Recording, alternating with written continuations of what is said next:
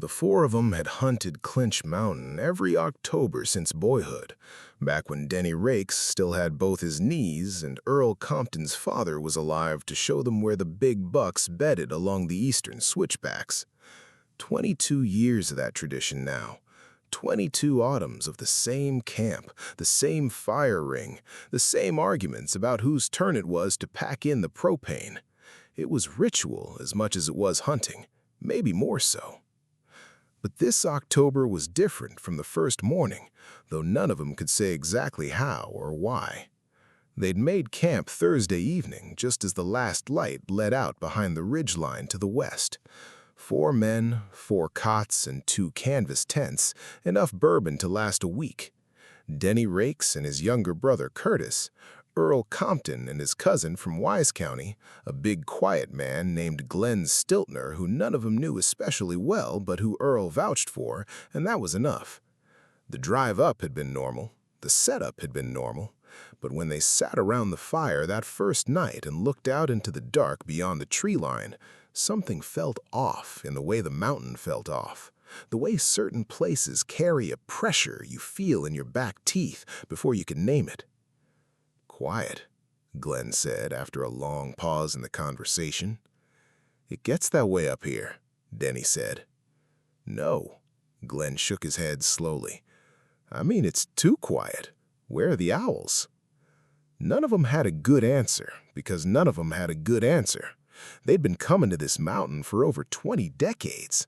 In October, the barred owls were constant, a low calling that moved through the hollows like running water. That first night, there was nothing. Not an owl, not a single coyote yipped from the ridges, not even the usual rustling of deer in the brush beyond the camp perimeter. Just the fire and the 4 of them, and a silence so complete it had weight. They went to bed early and didn't talk about it. Friday morning came cold and clear, the mountain wearing frost on every flat surface. Denny and Curtis took the eastern face. Earl and Glenn moved north toward the saddle, where a series of creek drainages funneled deer down from the upper elevation bedding areas. They split at the trailhead before dawn and agreed to radio in at noon. Denny killed a 6-point at 7:40 a.m. It was a clean shot, a good shot, and he felt the familiar swell of satisfaction as he stood over the animal in the frost-gray light. Curtis was 60 yards south, and he called over through the timber. "Got him?" "Got him," Denny called back. Curtis made his way through the laurel to help with the drag. They gutted the buck and started working him down toward the old logging road where they could get the truck. Ordinary work, the kind of work that empties your head. It was Curtis who stopped first. "Denny?" "Yeah?" "You hear that?" Denny stopped pulling. He listened. At first, nothing. Then, faint, from somewhere upslope, maybe 200 yards into the timber, a sound like a man walking through dry leaves, slow and deliberate. 1 step. Pause. 1 step. "Deer," Denny said. "That's not deer." Curtis's voice had gone flat. "Deer don't walk like that." He was right. Whatever was moving in the timber above them was bipedal. 2 points of contact, evenly spaced, the rhythm of a man on a stroll, but the spacing between steps was too long, a stride that would have required legs several inches longer than any man Denny knew. They stood still for a full minute. The sound stopped. "Other hunter," Denny finally said. "Maybe," Curtis said. They didn't call out.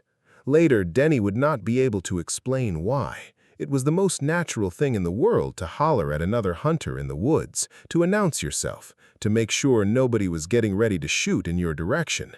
But neither of them called out. Something in the quality of that walking, the deliberate pace of it, the way it had stopped the moment they stopped, made the idea of drawing attention to themselves feel deeply wrong. They dragged the buck to the road and said nothing about it over the radio.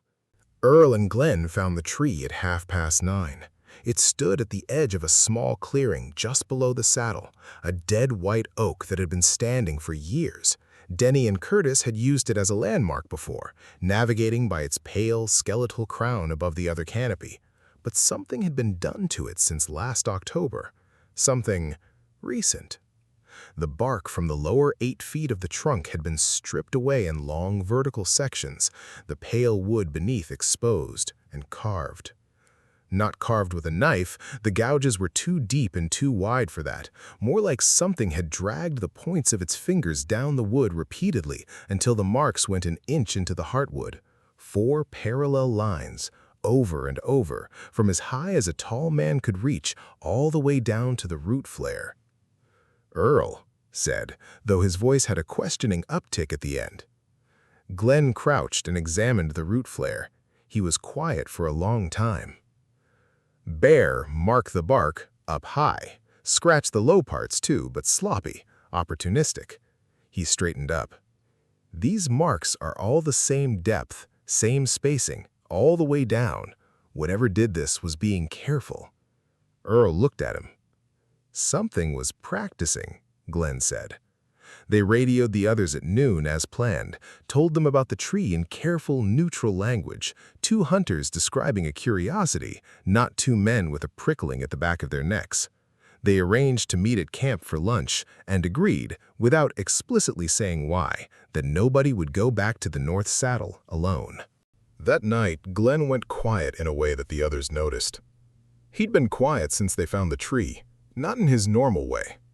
Glenn Stiltner was a naturally reticent man, economical with words, comfortable with silence in the way that people who grew up in rural isolation often are. This was different. This was a man actively not saying something. After dinner, after the bourbon was opened and the fire was built up, Earl finally asked him directly, "What do you know, Glenn?" Glenn looked into the fire for a while. "You all know what a Melungeon is?" he finally said. The others did, roughly, a triracial isolate population that had been living in the Appalachian Mountains of Virginia, Tennessee, and Kentucky since before written records in those parts could account for them. Mixed ancestry, part African, part European, part possibly Native American, nobody was completely sure. They'd been here a very long time. "My grandmother was Melungeon," Glenn said.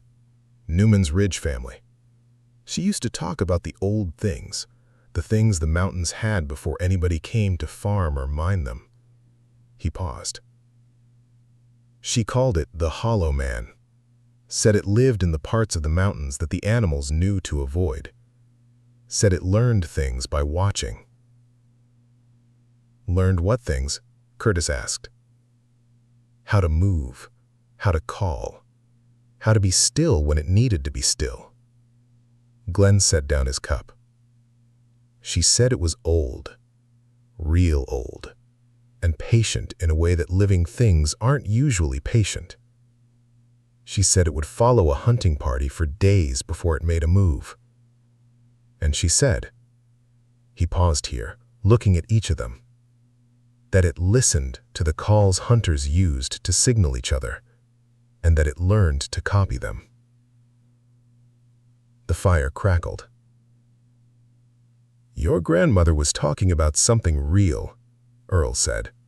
It came out not as a question. "I always thought she was telling old stories," Glenn said. "I still think that's probably true." He looked at the dark beyond the tree line. "Probably." They slept poorly that night, all 4 of them, though they would only admit this later. Saturday morning, Denny woke before the others. He didn't know what woke him. Not a sound exactly, more like the sudden absence of sound. The way the world goes momentarily still in the instant before a branch breaks. He lay in his sleeping bag with his eyes open, staring at the roof of the canvas tent, and he listened. From outside, at a distance he couldn't quite judge, sound moved strangely on the mountain, bounced off the ridgelines and got swallowed by the hollows. He heard Curtis's call sign. They'd established a simple system years ago, the kind hunters use. 2 short blasts on a hand-pressed mouth call, a pause, 1 more. It meant, "I'm fine, I'm here, everything is normal." Curtis used a grunt tube. Denny used a simple plastic dough call. He'd been using the same one for 11 years. Too short. Pause. 1. Denny looked over at the other cot. Curtis was asleep, breathing slowly, mouth open, the way he always slept. The call came again from outside. Too short. Pause. 1. Curtis's cadence exactly, the same slight gap before the third note that Denny could have identified in the dark with his eyes closed after 22 years. Denny sat up slowly. He reached for the rifle he kept beside the cot. His fingers found it without looking. Curtis was still asleep. The call came a third time, closer now, maybe 60 yards from the tent. Denny put his hand on Curtis's shoulder and shook him awake, covering his mouth before he could make a sound. Curtis's eyes went wide, then focused on Denny's face, and whatever he saw there made him go very still. Denny pulled his hand away and put his finger to his lips. Then he pointed toward the tent wall. Curtis listened. His face went through several expressions in quick succession: confusion, comprehension, something close to fear, and then he reached for his own rifle. The two of them sat in the tent for 20 minutes without moving, listening to the call move around the camp perimeter. It circled them twice, Denny counted. The same sequence, the same cadence, endlessly patient. Too short. Pause. 1. As if whatever was out there believed they were sleeping and was simply waiting for the call to draw them out. After 20 minutes, it stopped. They woke Earl and Glenn. They did not go back to sleep. At first light, and only at first light, when the shapes of the trees became distinguishable from the dark between them, they looked at the camp perimeter. The ground outside the tents was soft from 2 days of morning frost melting and refreezing, and it held impressions the way wet clay holds impressions. Around the camp, in a rough circuit that matched the path the sound had traveled, there was a series of depressions in the ground. Not footprints exactly. The proportions were wrong. The toe spread too wide, the heel barely registering at all, as if whatever made them walked primarily on the balls of its feet, but bipedal, 2-point, spaced with that same too long stride Denny and Curtis had heard in the timber the morning before. The depressions circled the camp twice, as Denny had counted, and then they simply stopped at the tree line, not moving off into the timber in a trackable line, but stopping, as if whatever made them had simply ceased to exist at the forest edge. Glenn crouched over one of the impressions for a long time. "It wasn't trying to get in," Earl said. "No," Glenn agreed.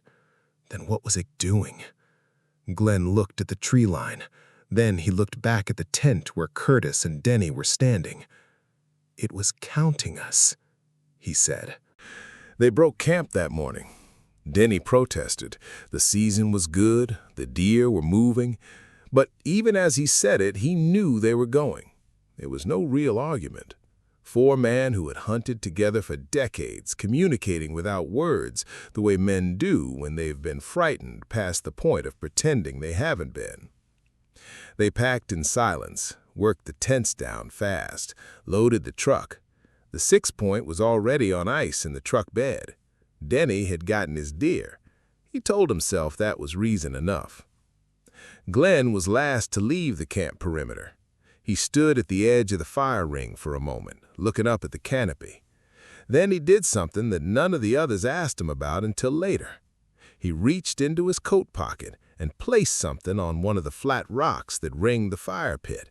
A piece of something, small and pale, that might have been carved. "Grandmother's thing to do," he said, without being asked, "when you've been in a place that knows you were there." They drove down the mountain without talking. The logging road gave onto a gravel track, the gravel track onto a county road, and eventually they were back in the world of gas stations and cell phone signal and the ordinary noise of a Saturday morning in Southwest Virginia. Denny looked in the rearview mirror as they left the mountain. He doesn't know why. Nothing was there, just the road bending back through the timber, the ridgeline above it already fading into morning haze. He tells himself he didn't see anything move at the tree line. He's been telling himself that for 3 years. He hasn't been back to Clinch Mountain. None of them have. Earl sold his hunting land on the eastern face the following spring. He didn't explain why, and none of them asked. But Denny still hears it sometimes, in that half-world between sleeping and awake. Too short. Pause. 1. Curtis's cadence exactly, patient as the mountain, waiting for him to answer.